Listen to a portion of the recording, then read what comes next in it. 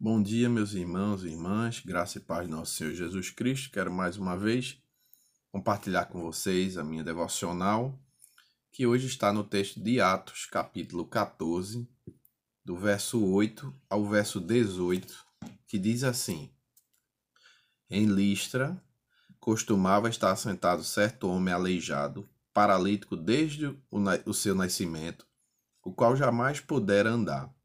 Esse homem ouviu falar Paulo, que, fixando nele os olhos e vendo que possuía fé para ser curado, disse-lhe em alta voz: Apruma-te direito sobre os pés. Ele saltou e andava. Quando as multidões viram o que Paulo fizera, gritaram em língua licaônica, dizendo: Os deuses em forma de homem baixaram até nós. A Barnabé chamavam Júpiter e a Paulo Mercúrio, porque era este o principal portador da palavra. O sacerdote de Júpiter, cujo templo estava em frente da cidade, trazendo para junto das portas touros e grinaldas, queria sacrificar juntamente com as multidões. Porém, ouvindo isto, os apóstolos Barnabé e Paulo, rasgando as suas vestes, saltaram para o meio da multidão, clamando: Senhores, por que fazei isto? Nós também somos homens como vós, sujeitos aos mesmos sentimentos, e vos anunciamos o Evangelho, para que destas coisas vãs vos convertais ao Deus vivo, que fez o céu, a terra, o mar e tudo o que neles há, o qual nas gerações passadas permitiu que todos os povos andassem nos seus próprios caminhos. Contudo, não se deixou ficar sem testemunho de si mesmo, fazendo o bem, dando-vos dos céus chuvas e estações frutíferas, enchendo o vosso coração de fartura e de alegria. Dizendo isto, foi ainda com dificuldade que impediram as multidões de lhes oferecerem sacrifícios. Pois bem, irmãos e irmãs, esse texto de Atos 14, do 8 ao 18, nos traz ainda alguns ensinamentos sobre o nosso ministério da pregação, e é sobre isso que eu queria compartilhar com vocês. A primeira lição que nós tiramos aqui desse texto é que o nosso ministério é itinerante. Nosso ministério não está ligado a um lugar específico, a um tempo específico, a um momento específico da nossa vida, mas aonde nós formos, ali deve acontecer o nosso ministério. E veja que no verso 9, isso fica muito claro, né? Paulo deixou Icônio, né? Por conta da perseguição que houve lá, e veio para Listra. E chegando em Listra, Paulo começa a pregar o evangelho. No verso 9 diz que o homem paralítico de nascença, que jamais pudera andar, ele ouve Paulo falar, ou seja, ele ouve Paulo anunciar o evangelho. Paulo está pregando o evangelho e ele escuta a pregação do evangelho a partir do apóstolo Paulo. Então veja que onde Paulo estava falando do evangelho. E isso deve ser uma coisa até natural, porque quando nós somos encontrados por Cristo, somos salvos por Cristo, e habita em nós o seu Espírito Santo, a gente vem estudando que o Espírito Santo nos ilumina a compreender a palavra de Deus e nos guia a toda a verdade. Então é natural que, guiados a esta verdade, nós tenhamos o anseio de anunciá-la, porque fomos salvos por meio dela e queremos as mesmas coisas boas da parte de Deus para as pessoas que nos cercam. Então Paulo tinha esse ministério itinerante. Onde ele chegava, ele pregava o evangelho. Então essa é a nossa primeira lição. A gente deve pregar o evangelho a tempo e fora do tempo, onde quer que estivermos. Por exemplo, agora nós estamos em casa. Então, como pregar o evangelho agora? Você pode pregar o evangelho através das suas redes sociais. Usem as redes sociais para anunciar o evangelho. Compartilhe as mensagens da nossa igreja e mensagens cristãs através das suas redes sociais. Por quê? Porque o seu ministério ele é itinerante. A segunda lição que nós tiramos aqui desse texto é que devemos usar do discernimento em nosso ministério. Perceba que no verso 9, mesmo aquele homem sendo paralítico de nascença, e aqui no texto não diz se Paulo pergunta isso, é Lucas quem registra isso. Paulo fixa o olhar naquele homem e consegue perceber que aquele homem possuía fé para ser curado. Veja, Paulo tem o discernimento de perceber que aquele homem tinha fé, aquele homem acreditava naquilo que Paulo estava anunciando. Ou seja, aquele homem tinha essa capacidade de crer, né, de ter fé. E é claro que se isso estava acontecendo é porque aquele homem já era alvo da operação maravilhosa do Espírito Santo, que é ele quem nos faz ter fé, né? E então Paulo percebe. Então veja aqui, nós quando estamos pregando o evangelho, nós devemos ter essa percepção, essa sensibilidade de atentar para as questões além dos olhos carnais, né? Questões espirituais. Da mesma forma, em outro momento, quando Paulo está lá em Filipos pregando, vem uma jovem endemoniada e Paulo tem a sensibilidade de perceber que ela estava possuída por espíritos malignos e faz a expulsão daqueles espíritos. Então, no ministério da pregação, a gente precisa ter sensibilidade e discernimento, esse dom do discernimento, tá certo? Para a gente perceber as situações além da nossa vista orgânica, né? Da nossa vista do órgão, do nosso olhar, da percepção racional. Uma terceira lição que nós tiramos aqui nesse texto é que devemos ter fé que o impossível pode acontecer. Olha o verso 10. Paulo, percebendo que aquele homem tem fé para ser curado, disse-lhe em alta voz: apruma-te direito sobre os pés. E o homem saltou e andou. Irmãos, a nossa vida deve ser por meio da fé e nós devemos crer que Deus pode operar maravilhas e milagres e sinais e prodígios através da nossa vida nesse ministério itinerante, nesse ministério da pregação.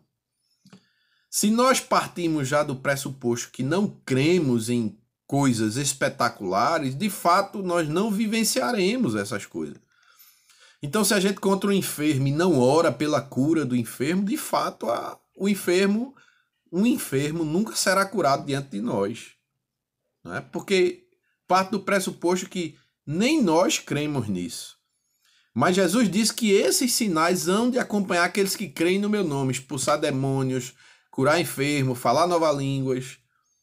Então, nós devemos crer nisso e crer na possibilidade do impossível acontecer diante de nós. Paulo cria nisso. Então, Paulo orou, Paulo cria nisso e Paulo ordenou aquele homem que ele se levantasse, porque ele acreditava de fato que Deus era capaz de fazer aquele homem se levantar. Então nós devemos ter essa crença, essa expectativa de que na presença de Deus e no serviço do Senhor, Deus pode realizar feitos impossíveis. Deus pode realizar o inacreditável. Deus pode realizar aquilo que fisicamente, cientificamente é impossível. Deus tem poder para realizar. Por isso devemos crer nas possibilidades. Isso deve acompanhar o nosso ministério da pregação. Uma quarta lição que nós tiramos aqui desse texto é que devemos dar glória ao Senhor. Porque se você crê que Deus pode realizar o impossível, provavelmente você vai experimentar o impossível de Deus. Certo?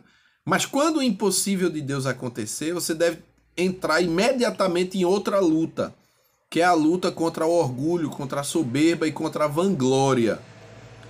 Porque as pessoas louvarão a você quando você ver o impossível acontecer através da sua pregação, através do seu testemunho.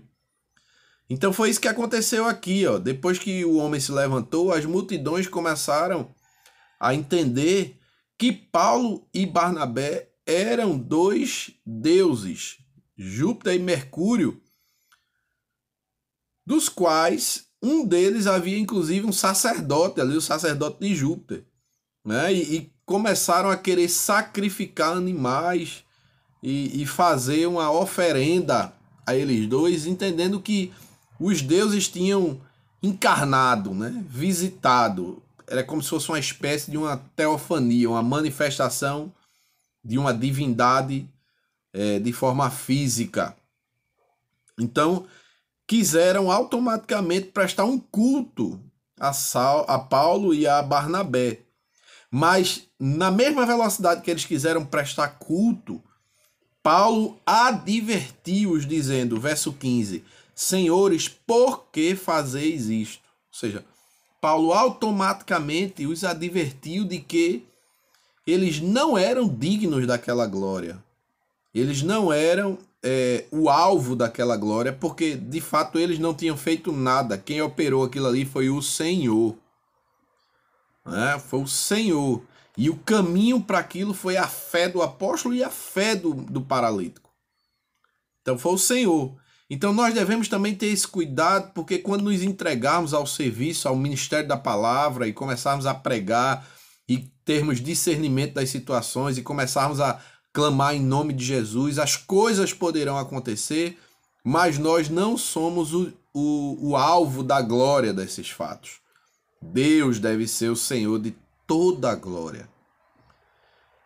E o último ensinamento aqui desse texto para nós nessa manhã é que devemos combater os erros com a palavra de Deus. Verso 15 ao 17, Paulo vai advertir essas pessoas, essa multidão, esse sacerdote, com a palavra do Senhor, não com a opinião dele, mas com a palavra do Senhor. Ele diz, nós também somos homens como vós, sujeitos aos mesmos sentimentos, e vos anunciamos o evangelho para que destas coisas vãs vos converteis ao Deus vivo. E aí Paulo começa a falar de Jesus. Paulo começa dizendo assim, nós não somos deuses, nós somos homens que nem vocês, sujeitos aos mesmos sentimentos que vocês, inclusive a percepção equivocada que vocês estão tendo. Mas quem fez isso aqui foi Deus, e a nossa intenção não é que vocês deem glória a nós.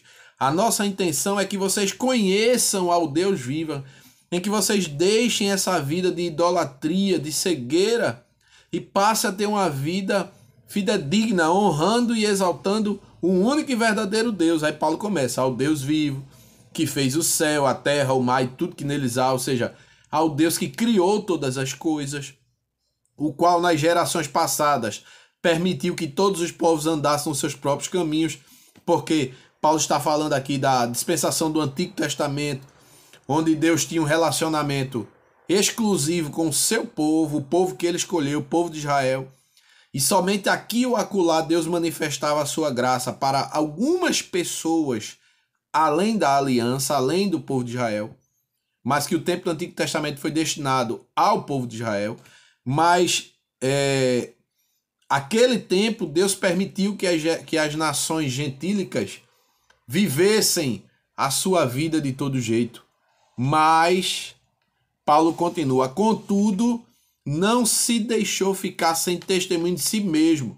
Ou seja, mesmo que o relacionamento de Deus fosse estrito ou restrito a Israel, Paulo está dizendo que Deus, por sua graça comum, manifestou sinais da sua bondade e da sua misericórdia para as nações gentílicas através da natureza, dando do céu chuvas e estações frutíferas, enchendo o vosso coração de fartura e alegria. Ou seja, embora aqui Deus não tivesse manifesto a sua graça para os demais povos, como manifestou a sua graça para o povo de Israel, seu povo escolhido, Deus, mesmo assim, manifestou outro tipo de graça, uma graça comum, que fazia com que esses povos gentílicos, mesmo andando em idolatria, mesmo andando errantes, perdidos pelo mundo, experimentassem desse Deus, ainda que não especialmente por meio da sua revelação, mas através da natureza. Ou seja, Paulo, inclusive, apresenta aqui o conceito de graça comum,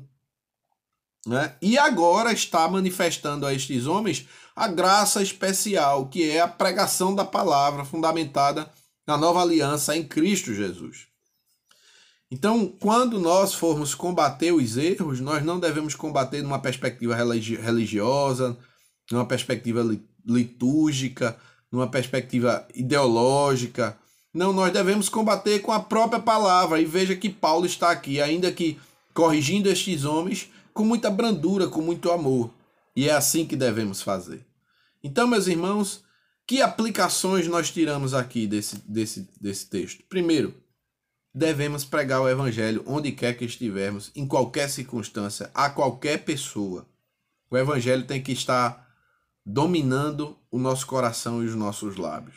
Segunda aplicação, devemos orar a Deus para ter discernimento espiritual das situações, porque situações espirituais devem ser tratadas com um olhar espiritual.